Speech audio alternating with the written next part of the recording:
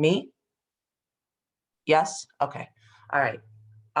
So good morning, everybody, and I wanted to welcome you to our very first guest speaker. We have a couple of guest speakers that will be speaking to us over the next couple of weeks, and our very first one is our friend, Mrs. Ruth Weiner. And I sent you some preliminary things to watch about Kindertransport and about what happened during World War II in Europe with kids and during World War II. And you learned a little bit about Kristallnacht, and you learned a little bit about what was happening during the Holocaust.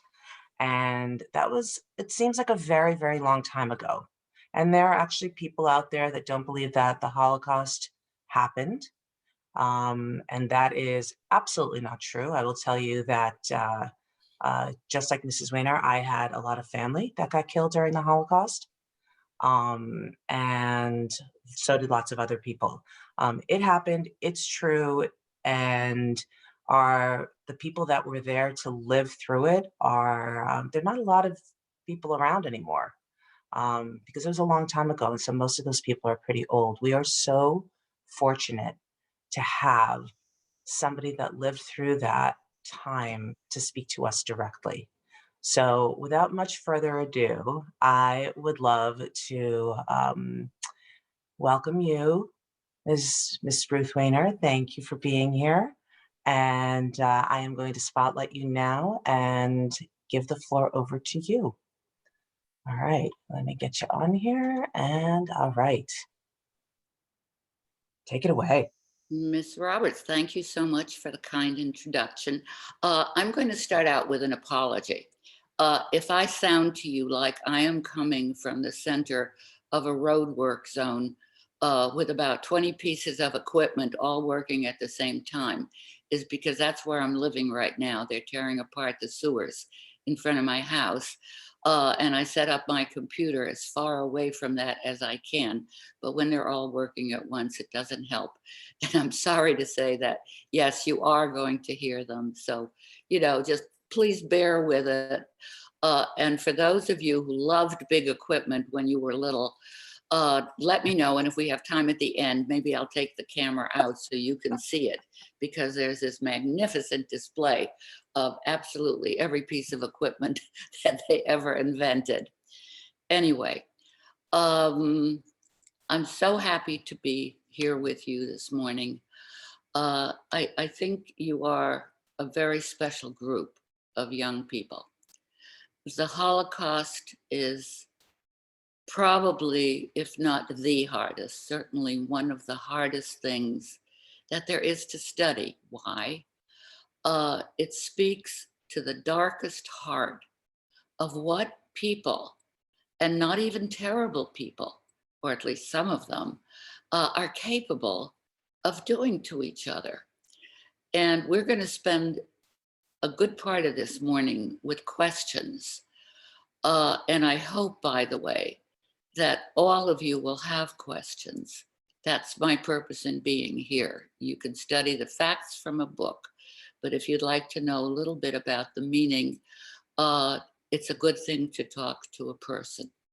And I'm just one person, and there are as many stories as there are people. But hopefully by the time this morning session is over, you and I will have had a chance to talk about some of these things. And that will only happen if you contribute questions later on in the Q&A part of the meeting. But let me go back to me and my story. The horrors of the Holocaust can never be repeated. Let me set the scene for you and just give you some idea of what makes the Holocaust unique. And when there are so many terrible things happening around the world, and indeed there are, we all know that, why it's worth studying the Holocaust in detail and trying to understand some of it. As Mrs. Roberts pointed out, Oh, by the way, my name is Ruth Weiner. I was born in Vienna, Austria, Vienna, the capital of Austria. Beautiful city, gorgeous city to this day. If you ever have a chance when you get a little older to do some traveling, despite everything that happened there, I certainly would recommend you're seeing it. Uh, and I escaped because of the Kindertransport, and we will talk about that a little bit later. But let me get back to why it's so important for you to study the Holocaust. As she pointed out, there are people, many people, because we live in a time when there is a lot of really bad information, often outright lies and deliberate propaganda, and I'm sure you all know what that word means, that's put out there by individuals for their own reasons. Uh, it's important to know the facts of a situation. The Holocaust grew from the mind of a madman. His name was Adolf Hitler. You've all heard of him. Uh, and it grew very successfully because there were many people who paid no attention, who paid the wrong kind of attention. They looked at it and they said, well, now, how can this make my life a little bit better without looking at what it was really doing? And a few of them who had a real zest, a real enthusiasm for what he was doing. And that has a name. It's called anti-Semitism. And I'm sure some of you have had that in your classes. And if you haven't, I'm sure your teachers would be happy to explain it to you a little bit further. But it basically means a hatred of Jews. Here's a little funny sidebar, okay? And you're going to know something that a lot of adults don't know. If you are an anti-Semite, Semites are not only Jews, they're also Arabs, okay? And most anti-Semites are not against Arabs, they're just simply against Jews.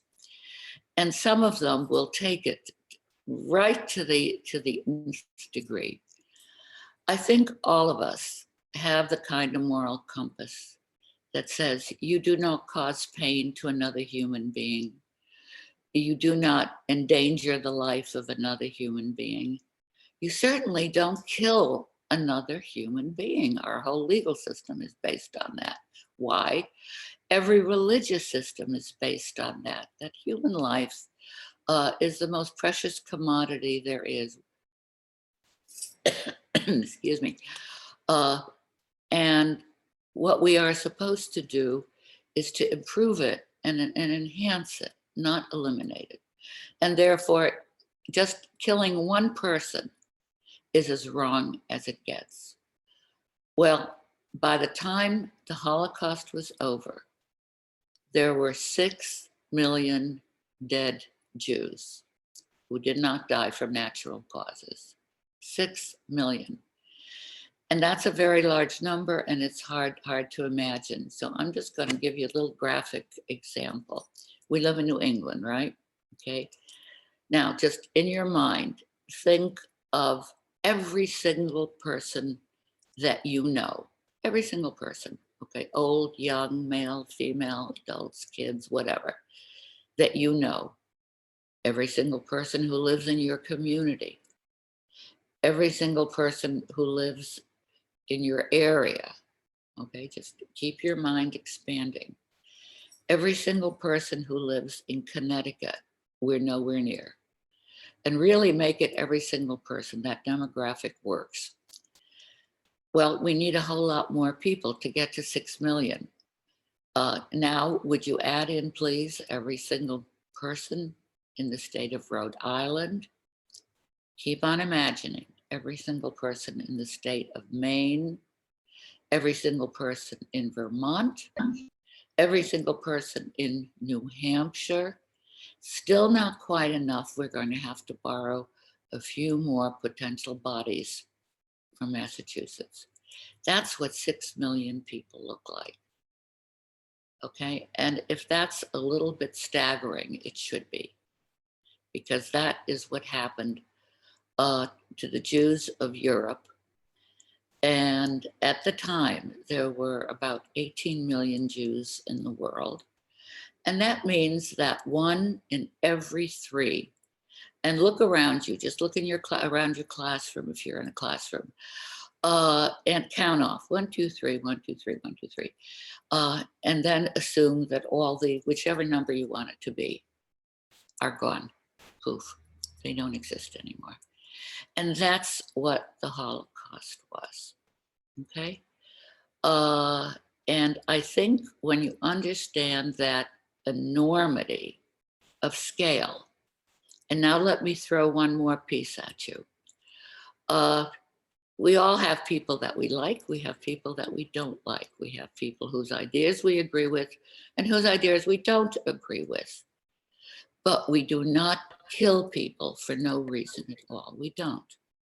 I'm sure there's not one person listening to me right now to whom that's acceptable. But it was acceptable, and it became acceptable, so that people from 72 different places in and around Europe wound up being methodically killed in concentration camps. Uh, and let me make one point right now about what we're going to talk about this morning. And that's, we're not going to talk too much about concentration camps unless you have a question. I'm prepared to answer any question that you have. Because I was fortunate enough never to be in a concentration camp, but many members of my family were, and were killed. And I visited 2 of them. And there were 2 kinds of camps. One was a concentration camp, which was mainly a work camp, but Jews were killed there, and they had special huge ovens for cremation. Terrible things. I've seen them. And then, because things were going so successfully for them, the Nazis created something hitherto uninvented, and that is death factories. And most of the camps that you hear about or read about were death factories. And people were brought there for no other purpose than to be killed, and killed in the most horrible of ways. And I don't know if some of you have read the book Night. If you haven't, teachers, I strongly recommend it. It was written by a wonderful author by the name of Elie Wiesel, Wiesel. And he was writing at about a period in his life when he was exactly your age, exactly your age. He wrote it a little bit later. And it's a horrible book to read, okay? Might give you nightmares, I hope it doesn't. But it's important to read because, again, it helps you to understand. Now, let me take you back to Vienna. The year is 1931. It was when I was born. And I'm going to save you the arithmetic. I am 90 years old. And that's an important, that's an important thing. Because at 90, I am among the youngest of the Holocaust survivors. And some of you asked, why am I doing what I'm doing? I'll answer that question right now. I'm doing it because I feel that it's a very important message. And I'm doing it because in passing it on to young people like you, I'm hoping that when we finish today, not only are you going to be better informed, and obviously you're going to be much better informed because of what you're doing in your classrooms and with your teachers and on your own to learn more about this. But once you've acquired this knowledge, you're going to be very special people, really very special people. And I'm going to tell you what makes you special. And I'm going to tell you a thought, which I usually put in at the end, but I just want to be sure that I express it to you. So I'm going to give it to you right now. I hope this stays with you. I'm not even going to ask how many of you have smartphones. I bet you almost everybody, okay? And your smartphone has a handy little feature in it, which is a flashlight. And unless you go to an awful lot of rock concerts or you lose a lot of things under your bed, the flashlight is just not something that you use an awful lot. But in some ways, it's the most important part of it. If you're in a room that has no source of light, except the electric lights up above your head, and suddenly those lights dim and they go out, and you find yourself in darkness, you are in a position to take out that phone and turn on the light. And the moment the first person turns on that light, you're no longer in total darkness. And not only that, other people are going to see what you're doing. They'll take out their phones and a few more lights will go on. And the moment that happens, you vanquish the light. And eventually, the dark, I'm so sorry. You vanquish the dark and you've created the light. And once everybody in the room does that, it's as if there had been no darkness.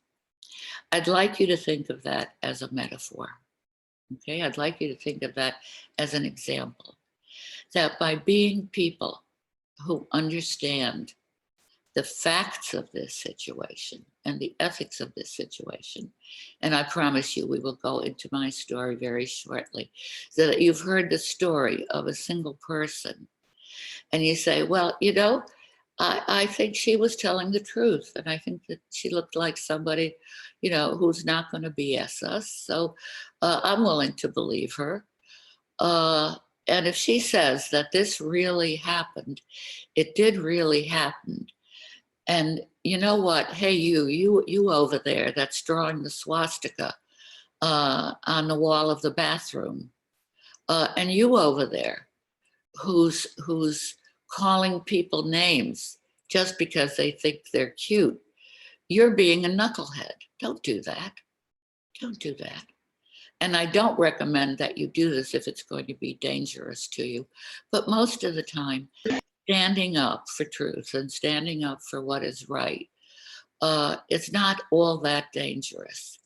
It just takes somebody who knows what the truth is and believes in it, cares enough about it, that they want to be spokespeople for something better than what happened in the Holocaust. And that's really the end of my presentation, but I wanted to make really sure that you all heard it. You look like such a wonderful group. I've been going back and forth a little bit. Really, I just wish I could see you in person. You look like a lovely, lovely bunch of young people. But we'll have to make do with little, you know, little 1.5-inch boxes. And later on, I will go back and forth again so that I can see you. Let me introduce you to the person who experienced all of this. Okay. Okay, that is, at that time I was known as Ruthie, the child who lived in Vienna, which, as I said, was a beautiful city, one of the most cultured cities in the world. It is to this day. And very proud to live in Vienna. I was the third generation on one side, fourth generation on the other side. And this was the case, by the way, for many Jewish citizens of Vienna. They were very well integrated, very assimilated, very much a part of things, and really felt themselves to be, you know, Viennese, just like anybody else. And Vienna at the time was kind of a trouble city. This is when I was very, very little. Kind of a trouble city because they had been the center of something called the Austro-Hungarian Empire, which was the dominant, really dominant power in Europe. And I'm going to ask teachers if they could maybe, you know, at some point on a map, just point that out, because it's kind of an important background piece. In World War I, they had lost the war and the empire had been dissolved. Uh, the emperor, okay, who was obviously the head of the empire, had been deposed from his position, and the country really was in very dire straits.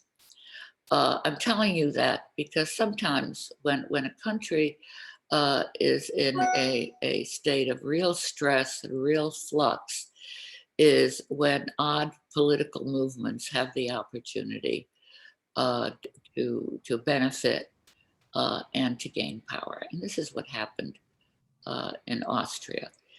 But certainly I didn't know anything about it. I had a wonderful family. I'm going to show you a picture of one side of my family, grandparents and uncles and aunts. Okay, and that's just a very typical Viennese family on a Sunday. Okay, the old man in the middle was my grandfather. Uh, there were 9 brothers and sisters. They all did very interesting things. And I'll save you the question of what happened to them because I don't want to spend too much time on it. What happened to them was all of the old people that you saw, with one exception, who had sense enough to die before it all went bad, were taken to concentration camps and were killed. And I had the opportunity to visit the camp where they were all processed because they took all of the Jews from Vienna to a place called Terezin. And from there, they were sent, if they were old and couldn't work, they were sent to the death camps. I'm going to give you just a little sidebar on Terezin. Because Terezin was the place where all of the Jews from Vienna and all of the Jews from Prague, capital of Czech Republic, were sent for processing. And some of them were there for quite some time. Some of them were capable of working. You had coming out of Terezin the most amazing music, the most amazing art, the most amazing poetry. And a word to the teachers: if you haven't had an opportunity of availing yourself of those resources, they're readily available. Uh, you'll have the opportunity to expose your students to some wonderful stuff. There's a book of poems written by the kids in Terezin called I Never Saw Another Butterfly. Easy to get hold of. Try to get hold of it. Ditto the music. Okay. And we went to Terezin, and some of you asked what was some of your most terrible experiences. That was one of my most terrible experiences. I mean, nobody ever wishes for their family to lose all their mental faculties. And my hope was that the relatives that had been brought there lost their mental faculties, because these were highly intelligent people and musicians. And that they either were so busy making music that they managed, or that they somehow were out of their minds and survived that way, because just a very, very horrible experience. So that was my family. Austria had a very strange kind of an invasion.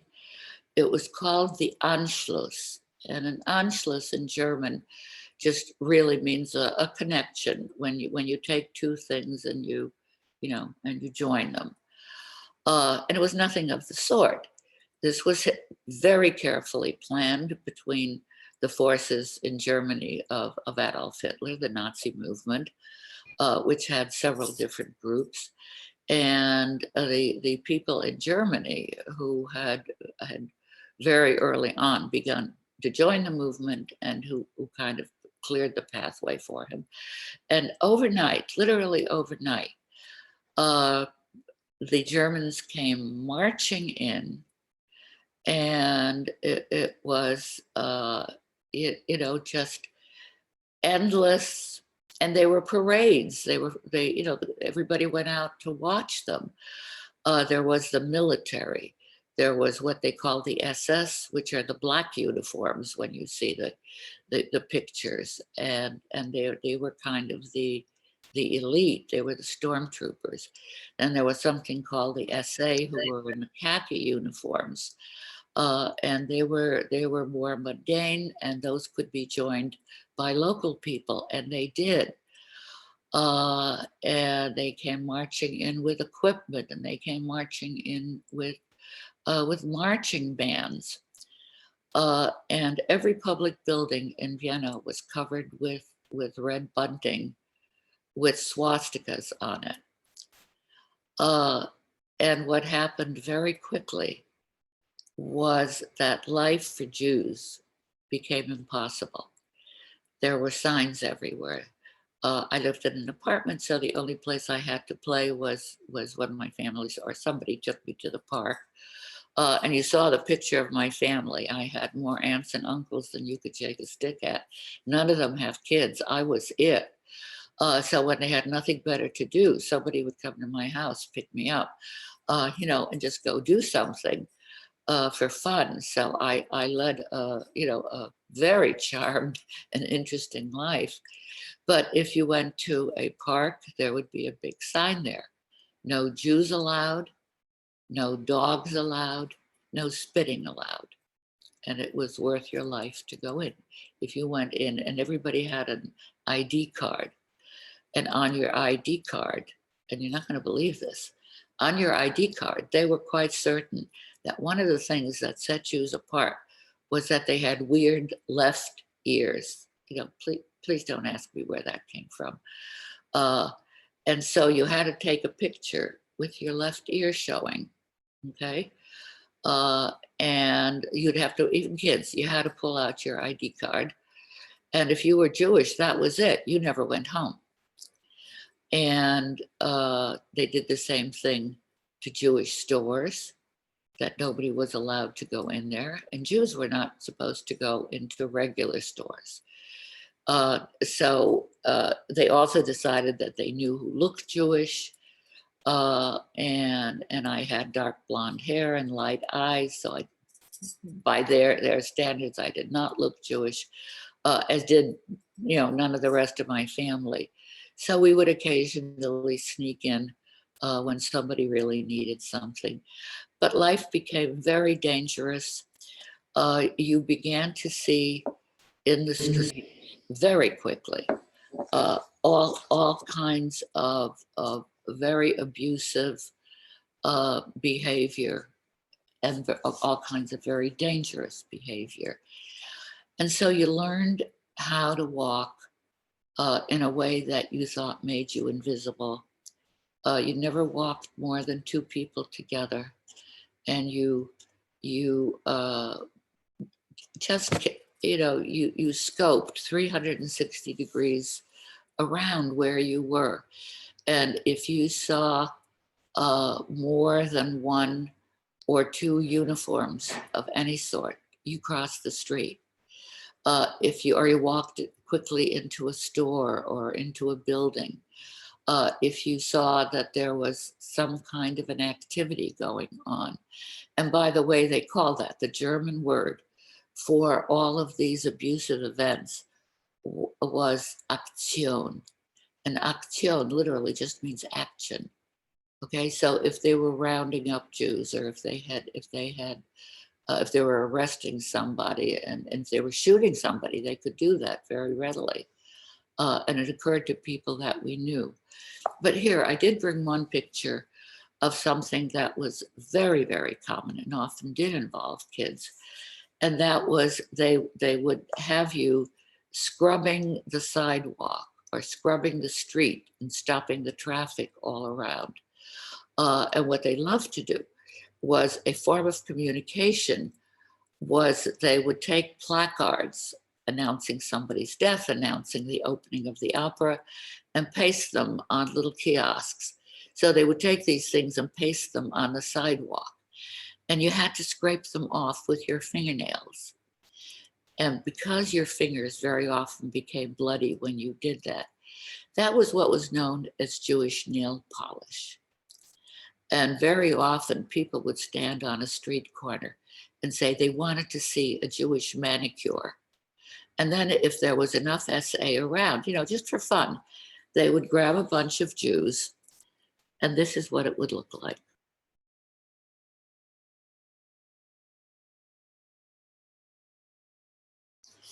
Now, those people were scrubbing, and they'd been issued, so obviously that was a planned event because they were issued brushes and buckets. But that is pretty much what it looked like. I'm going to continue telling my story, but I'd like to do it now more in response to the questions that some of you guys were able to come up with. And I would love to compliment you on those questions, because it tells me a lot about you. I do this with most of the groups that I do. And I am just amazed by the maturity, by the sensitivity, just the general compassion and interest that you showed. My hat is off to you, really. Very good job. So now, I think you know who you are, and if you don't, teachers, please help out. I'd be ready to take some questions from people. Yeah, so I sent an email to Mr. DiBattista and Mr. Gagnon this morning with their students' questions that you had edited.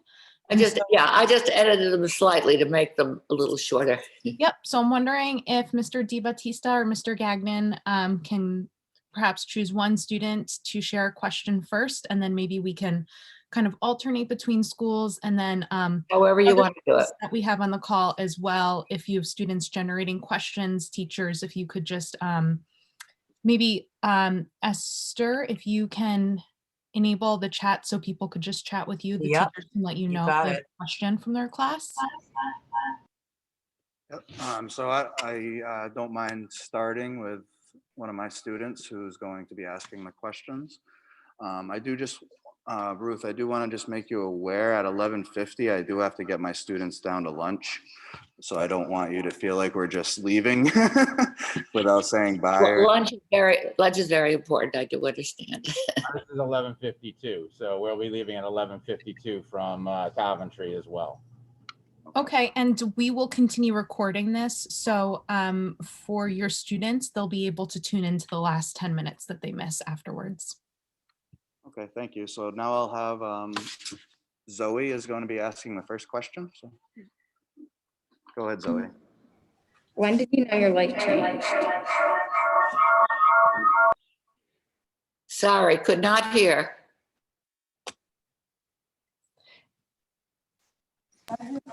When did you know your life changed?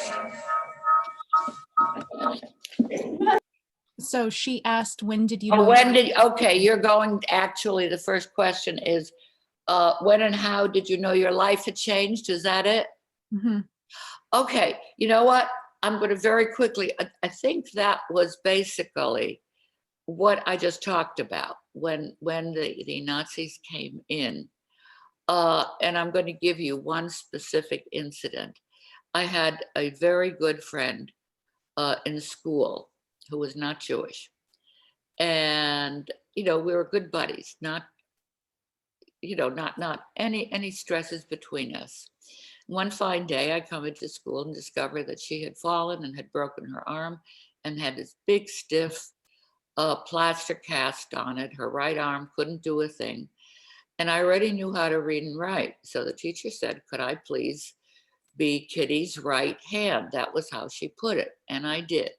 And I did absolutely everything with Kitty, for Kitty. We were inseparable. One morning I come into school and I do my usual thing. I help Kitty out of her coat. And Kitty does something that I could feel to this day. She spit on me, okay? And when you're little, if somebody spits on you, it goes way beyond a little bit of saliva. I didn't understand it. I absolutely could not figure out why she had done this thing. And the teacher tried to make it right. And I went home, and my father explained to me that Kitty's father had probably joined the Nazi party, and they had explained to her that under no circumstances was she to have anything to do with anybody Jewish. That was the moment that it really came home to me. I was able to cope with what was going on in the street. I was able to understand because I was able to read, and my house was full of newspapers. And I listened to the radio. I was a news junkie then, I still am.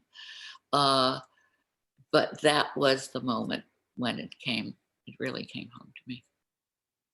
Does that answer your question? Because if you have a follow-on, yeah, I'd be happy to take that. All right. Okay, somebody else? Colin, go ahead. You can ask your question. What was your trip from Vienna to England like? Were there any scary parts of the journey? Thank you, Colin. Okay, I'm so glad you chose that question to ask, because I want to correct an impression. I was taken out of Vienna. It saved my life through the Kindertransport. I know that some of you have had quite extensive exposure to learning about that. But there were two ways that you could be in the Kindertransport. One of them was that if you were part of a group of children who left without anybody in their family, and you went to England to be with a British family, you know that part of it. And that, I think, is what you've been reading about. But the other way was that if you were accepted for the Kindertransport, and there wasn't a transport, because there were only a few of those, and you had a way of getting yourself to England, you could still be part of that program. You would be assigned a British family. And here's the most important part of it. You would get a stamp on your passport that admitted you to England. And that's what it was all about. And by the time I went, there were no more transports. It was the summer of 1939. And it was really a matter of weeks before the war broke out. There was no way of being part of a transport. But my mother was able to go to England as a housemaid. She got what they called a permit to go work there as a housemaid. And I traveled with my mother. So that's what that was like. And what was the scariest part of it? The scariest part of it was a very long, slow trip, because the train was constantly being sidelined to make room for troop trains. They were already getting ready for the war. And we were put overnight into a little glass kiosk. You know, it was like where you have a little buffet, except there was no buffet there, in the middle of the railroad station. And they had like a whole trainload of Jews that were in that buffet. It was very, very crowded. And at about 2 o'clock in the morning, a group of Nazis came in and just methodically took everybody's luggage. You know, no reason. Took everybody's luggage and turned it inside out and upside down. Okay, so you had everybody's possessions, and it was the middle of the night. We were sleeping a little bit, so you know everybody was very groggy. And there we were with our luggage turned inside out. You know, thank God nobody was hurt. They were a little bit rough. They slapped some of the men around, but you know, we were not hurt. And all we had to do was try to get all our stuff back into our luggage, which is not really that terrible, but was it scary? Absolutely. Okay, do we have time for one more? We do. I see that we actually have 2 questions in the chat. So I can read both of them to you and you can decide which one you'll answer next. Does that work for you? Sure. So one student from Mr. Crosby's class asked if you had ever encountered Hitler. And then we got another question asking, did anyone try and help you and your family? Okay, two great questions. One can be very quick. Did I ever encounter Hitler? No, but I could have, because Hitler came to Vienna, loved nothing better. Vienna, very elegant city, a lot of parks, a lot of squares. Hitler actually was born in Austria, so he thought this was really cool. You know, he was making a point, and on multiple occasions set himself up in the middle of a square and began haranguing. And people, oh my God, they loved it. People came out and went to see it. You didn't if you were Jewish, and I think even if we could have, we wouldn't have. Okay, so that would be the answer to that. And there were many good people who helped us, and I think that's a great question, and I think it's important to know that there were people who just understood that this was wrong. And I'm going to very quickly tell you about one who was my nanny. She didn't live with us, but she would come and take care of me most of the week, because my mother was part of my grandfather's business, and she was not Jewish, and she saw what was going on. And one day she went to my father, and I can still picture it because she stood there with her hands on her hips, and she was about 18 or 19 at the time, young. And she said, this child is, and it's easier in German, but she's a daughter of Vienna. And this is what people who are born in Vienna would call themselves, sons and daughters of Vienna. She's a daughter of Vienna. She is entitled to everything that Vienna has. And I was 8 at the time. And she says, I'm going to make it my job to see that she misses out on nothing. Do I have your permission to take her around?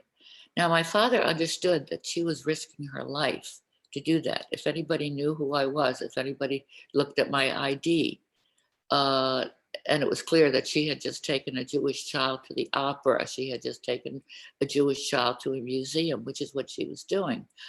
It was her life. I mean, this was not a casual little thing. And he gave her permission, and he knew it was dangerous for both of us. And I'm grateful to this day, because I was exposed to unbelievable cultural treasures that don't even exist today. But it was a wonderful experience for me. Does that answer your question? I think it should answer the question. Yep.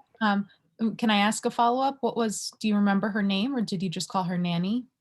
No, I didn't. Her name was Erna. Erna. And yes, and let's have her name. And her last name was Petska. Anna Petska. Thank you. And we have 2 more questions that came through. One is, did you end up getting separated from your family and parents? And then I'll ask you one at a time as they're coming through. So Okay. the first one, Do you want to ask both? And then the next was, what was the biggest horror of the Holocaust for you? And these both came from Mrs. Knott's class in Andover.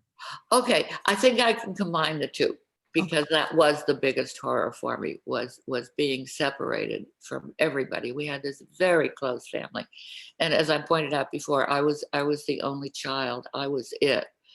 And I have to say, on my own behalf, I was not a spoiled brat, because that was a time of being very strict with kids. So I in many ways was a very mature kid. I took part in adult conversations, and I always had, if I had a question, I always had somebody who was willing to answer it for me. And the family got together, and as I say, I got taken to a lot of very special places. Didn't have a lot of stuff, but I had an awful lot of wonderful experiences, and with people who loved me, and I loved them back. And all of a sudden, this whole family was completely separated. to, I don't have time to give you all of the stories, but there were just amazing stories, and they were gone. And when I got to England, my mother went off to the place where she had to go be a maid. I was placed with my British family, and I couldn't talk to anybody. And I don't know if there's anybody in the group who's come from another country and who's experienced that. But if there is, I hope you'll share that with your classmates, what that feels like when you're suddenly deaf and dumb. You cannot communicate. And you're used to communicating with a lot of people. That's a very horrible experience. And then also in the line of horrible experiences was that, you know, from the people who you've left behind, you not you know from them, you know what will occur to them. You know from your experiences what is beginning to happen. At that point, it was not really clear where things were going, but it was very clear that if you were a Jew, your life was in great danger. And they couldn't escape. There was no way out for them, okay? And that knowledge, even if you're a kid, if you're a mature kid, which I was, that's a horrible knowledge. That's you know, that's about the worst, I think. Miss Esther, did you want to choose a question? Yes, we have a so- lot of students that are saying thank you and teachers that are saying thank you. Mrs. Weiner? Oh, and Uh, sorry, Miss Knotts, I accidentally said Andover instead of Ashford. I misspoke. Well, to everyone who says thank you, you're more than welcome. And my thanks to you, particularly the teachers, but certainly every single one of you who's here and who listened so graciously and so kindly. Bye to everybody who's waving, who's leaving. It really has been a pleasure working with you. I think, We still have a little bit of time. yeah, I think. Okay, this is for those people who have to leave. Right. Here, big heart. So one of the questions that came through was, let me just see who it was that asked it. Oh my goodness, so many thanks, which was just wonderful. So Zoe Kalazewski, maybe, asked when you started telling your story and why, which I think is an excellent question. Yeah, good question. I started telling it almost as it was happening. And this was not the hardest thing, but it was a very hard thing. When I came to this country, the adjustment to kids who knew absolutely nothing about it, even though America by then was almost at war, and then then was at war. But there was just this huge level of ignorance, and boy, was I a misfit, with everything that I had been through. And these were kids who were interested in maybe movie stars, or if they were interested in something outside their own immediate surroundings, in movie stars or latest fashions or something. But and I tried to explain to them what was going on and what I had experienced. Nobody really cared. So there was that. And then my mother, if you fast forward a little bit, my mother worked as an immigration worker for the agency in Hartford, that when the war was first over and people were trying to find members of their family, which was very difficult, very, very hard. And they wanted to find out, what happened to them and can I bring them to this country? And so I was very aware again of what was going on. By then I was an adult or close to an adult, and I had an opportunity to do it, to speak for organizations, or, you know, once I became a teacher, I made it part of uh, my teaching tasks. So I've really been doing it pretty much all my life. And why do I do it? Because, you know, I want to be the flashlight in the phone. Because being in a situation of being able to speak of it as a firsthand experience, you know, this is not something I've read about, although, you know, I have read about it. I've read an awful lot of stuff, but this is something that happened to me, and it happened to people I know. And I was part of the conversation when it was going on. And I have lying right now on my dining room table letters that I'm trying to sort out, that came from family members, describing where they were and what was happening to them. So this is not something that's academic. This is something that's very real for me. I need to talk about it. Thank you. Do we have any other questions from students directly? Yeah, I see that there are questions in the chat that we haven't gotten to yet, but if there's a student in a classroom that wants to share out, that would, you know, it's always excellent to see a face and hear a voice. All right, so in Mrs. Knotz's class? Hello.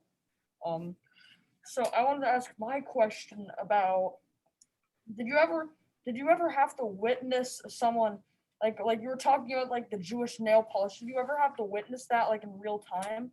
Oh yeah, Oh God. absolutely, absolutely. Um, I haven't talked about Crystal Night. That's kind of a long story, but there was a lot of violence. You know, and I saw all of that. Can you imagine being the age that you are now and actually younger? Because you were what, 8, 9 years old when this was happening? Yeah, yeah. Can you imagine? Think back to being 8, 9 years old and how young that felt and how horrible all these things were, and to watch it happen every single day. And But here's the thing, and stop me if I've already said this. This is something that almost all Holocaust survivors, certainly any that I've ever talked to, will agree on. Your childhood was out the window the day after Hitler came into wherever you were, and it's something that you know, is I think a fairly well-known phenomenon, that children who have to experience things like that, it's not healthy maturation. You don't want any child to have to grow up like that, but boy, do you grow up fast. It's you know your own survival is largely dependent on your own behavior. I'll give you one very small example. I suspect most of the students that we're talking with here, you know, are being carpooled places or school bused or whatever. We were second graders, not allowed to go to the public schools. We had to go to the only Jewish school in Vienna, and the only Jewish school in Vienna, Vienna's a large city, spread out, was 2 streetcar rides plus several blocks walk away. And my best friend and I, both of us 8 years old, did that on our own every day in the environment that I described to you. And the tough part in my mind was not what we were doing, it was what the mothers were doing. That every morning they sent their kid out the door to walk to the trolley stop, and all they could do was pray that they were going to come back home again at night. That was what you lived with. And yes, we learned how to handle ourselves. making a follow-up, did you ever have to, like, this might be kind of like a personal question, which I feel bad about, but did you ever have to personally, like, do like the whole Jewish nail polish thing? I'm sorry, could somebody repeat the question? It was kind of going in and out. Sure, he apologized for asking a personal question, but then asked if you had ever had to engage in something like the Jewish nail polish No. experience. No, You're- I was very fortunate. I have been so fortunate in so many ways. No, I did not. That's a small blessing, Yeah. Oh, it's not a small blessing. It's a big blessing. huge blessing. Another So question from Ms. Knotz's class? I see somebody else waiting. Yeah. Did it surprise you about the level of hatred that people can have towards the people that they've never met before? There's a little bit of problem on the audio. It kind of wavers. If you could please repeat the questions, that would be helpful. Sure. So it's an excellent question. Our friend asked if you were surprised by the level of hatred that was aimed at yourself and at the Jewish community. Absolutely. Absolutely. It was, I described to you my reaction when this girl who was my best friend spit on me. And I think that was because it really kind of encompassed what was happening. Right. But I never saw myself as being, of any less importance or being any less Viennese. My family, in fact, I was very proud of my family. We had many, fairly prominent people in the family. But I certainly never felt any different from anybody else in Vienna.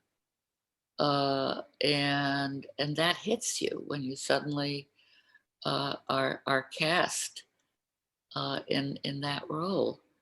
I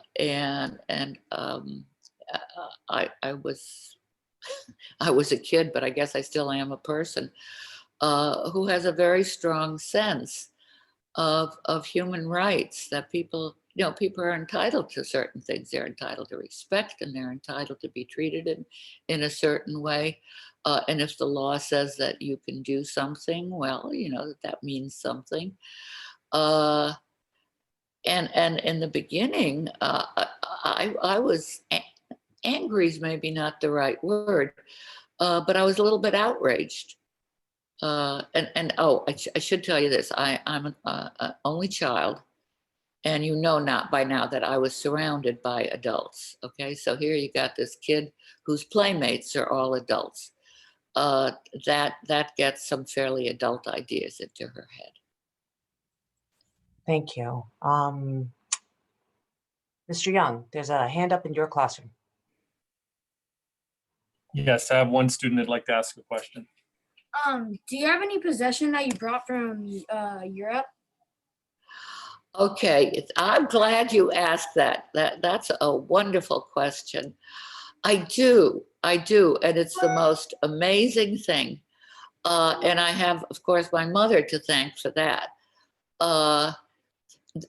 We were allowed to take out, and they had something that's called a lift, and it's a huge crate, and it had certain dimensions, and you had to pay a certain amount of money, and then the Nazi sent somebody to your house to see what you were taking out, and if you were taking out something that they wanted, why, they would just help themselves to it, save you the trouble of shipping it. But you could ship it out. And I have some very old books. I have some very old prayer books. I have two beautiful portraits that were painted of what would be my fifth great grandparents, if you count back. Beautiful young woman, handsome young man, and in very elaborate dress. And they were painted in Prague in the 1800s. And there was a custom of painting young couples before they got married. And shortly before we left, while we were packing the lift, my grandmother, who was a very gentle, very genteel lady, had a beautiful house, walked into the room where we were standing, stands there looking at the pictures, and I can remember this as if it was engraved, stands there looking at the pictures, walks out of the room, goes into the kitchen, comes back with her largest carving knife, goes up to the pictures and literally slashes the pictures out of their heavy carved frames, rolls them up and hands them to my mother and says she has to have these. She needs to know who she is. It comes out a little better in German. She needs to know who she is. So I really view the things, and I have those pictures. They are now framed in my dining room. And I have all kinds of really weird objects. I have a darning egg, and your teachers could explain to you what that is. And just all kinds of strange things that my mother thought for some reason somebody would find meaningful. And I certainly do. And I'm working now on passing them on to my grandchildren. It's wonderful. That's wonderful. Thank you. All right, I see that we are packing up in some of our classrooms. And there are a lot of thank yous coming your way again. And what I will do is I will convert this, put it up on our Google page, but Ms. Weiner, I'll also send it to you separately so that you can have it. Okay, your presentation today. Can Because, I ask? Oh, sorry. oh, go ahead, honey. I'm wondering, there was a question that came through in the chat, and I know that the class actually isn't on anymore, but if Ms. Weiner, if you'd be willing to share your response to it, it just seems like a really important question to touch Okay. on, and then that will be in the recording we can share with Great. students. Great. But one of the students asked about if you've experienced anti-Semitism in the United States. And I think It's a wonderful question, and it's a wonderful question to end on. And a hard one to answer, because I wish my answer could be no, never, never in America. I would be lying to you. I'm not going to do that. I think in Connecticut, we are better than some places. I don't think there's anywhere in Connecticut, I'm sorry, strike. I don't think there is anywhere in the United States where there are not pockets of irrational hatreds. And anti-Semitism is the oldest and the largest irrational hatred. Okay, and if you take nothing else away with you, maybe that's I'm glad, really, Stephanie, I'm so glad you brought that out, because it's out there, it's alive and well. It takes all kinds of forms. One of them is anti-Zionism. When I hear somebody talking about Israel, and don't get me wrong, Israel can be subject to criticism like any other country, should be. But it takes about 3 sentences in, and you know when that is really anti-Semitism in a nice clean outfit, because that's a little bit more okay.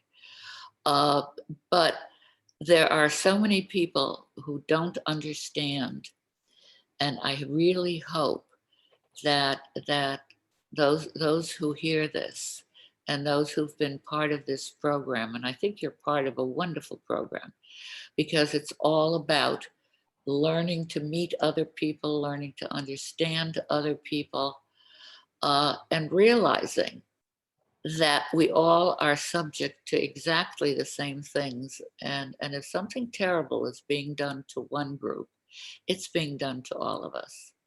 It's being done to all of us. You cannot walk away from it. And that gets me right back to where we started, the enormity of the Holocaust and how widespread it was. And of course, the terrible results are the strongest object lesson that anyone could have for how a very modest amount of hatred brought into everyday life can go a very long way. Thank you for bringing that question up. It was a great question. Of course. And I Mr. know Young? that Goodbye, Ashford. Bye. Bye, Ms. Knotz's class. Bye, Mr. Young's class. Thank you for joining us. Bye, thank you. Thank you. You're all very welcome. Big heart. Bye. Thank you. Thank you. Bye, Chaselin. Bye.